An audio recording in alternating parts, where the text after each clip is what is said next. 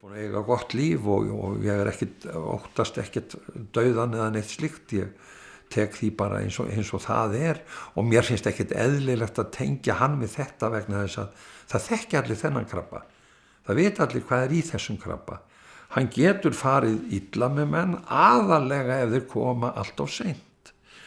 Og ég svona álykta út frá því sem ég hef heyrt að ég hafi komið á kannski 11. stundu áður en að fór að dreifa sér og það má ég náttúrulega þakka konunni, það má ég þakka eiginkonunni því ég veit það að ég hefði talið í ýmis verkefni meira áríðandi nokkrar vikur jafnvel mánuði enn ég hefði talið að ég hefði svo merkilegum hlutum að gegna að þetta hefði allt dregist og þá jafnvel orðið of seint.